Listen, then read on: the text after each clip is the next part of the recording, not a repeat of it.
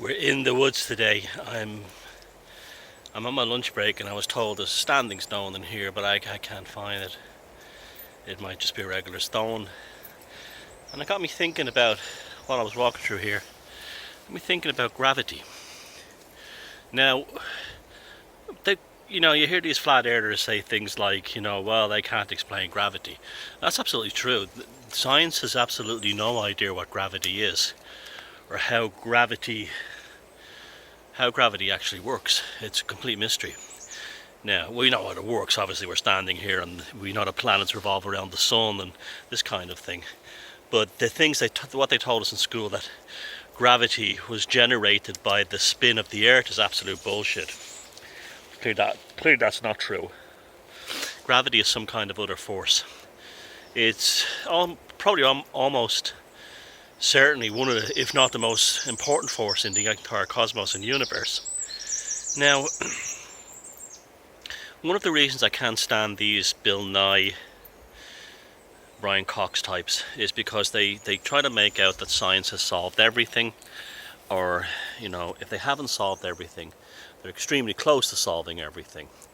And this is absurdity. This is equal to bishops saying things like the sacred mysteries. The fact is that approximately 96% of the universe is missing. Now, by missing, that means they can't find it. So they refer to it, or they can't detect what this force is. Now, they refer to this force as dark matter, dark energy, or dark energy matter. I think it's 94 or 96% of the universe. Now, how this is first determined by cosmologists was due to the fact that it was discovered that there was not enough gravitational force within spiral galaxies required to hold them together.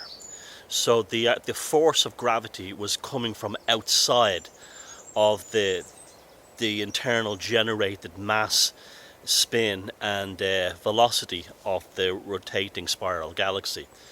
Now, I'd like to propose that the missing piece is human consciousness, and I also want to propose that I'm just putting this out there, that I believe it should be talked about or looked upon, speculated, that human consciousness is directly related to gravity and gravitational forces. What makes me think this? Well, gravity seems to be arbitrary in some cases.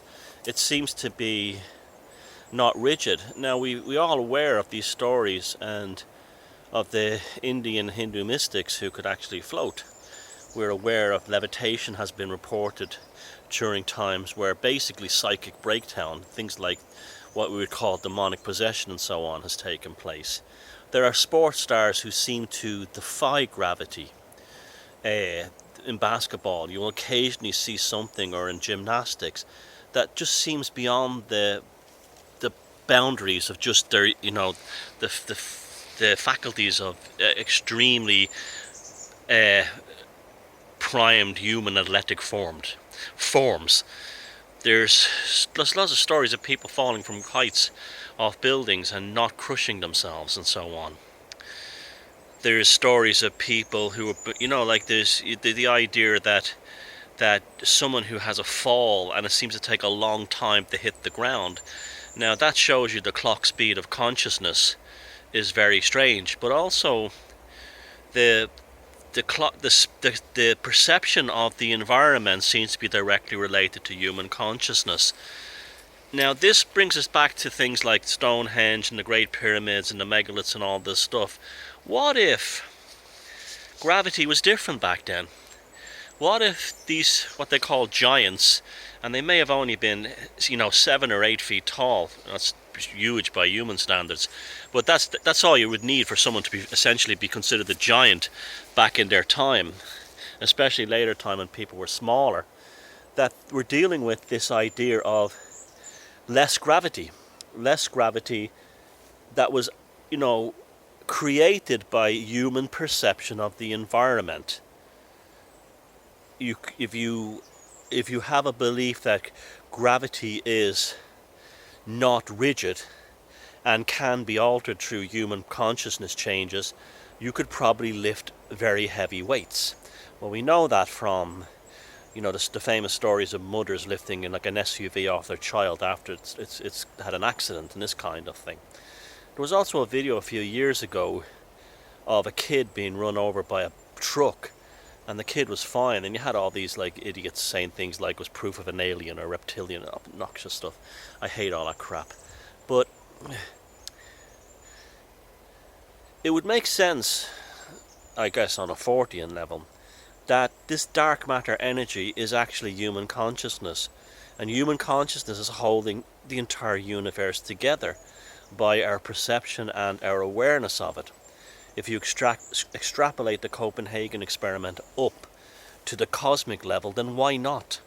You know, if the human consciousness is incredible enough to, you know, perceive a wave from a particle, then why wouldn't it be capable of coming up to a higher level? You see, this is powerful stuff, and we're never told this stuff, and anyone in history who's ever talked about it has been murdered by the popes and the religions, or they've been ridiculed by the Bill Nye and the Brian Cox type and their robot followers. But yes, I'm starting to really think now that this dark matter energy is really what's making gravity happen, and ultimately it's connected to human consciousness.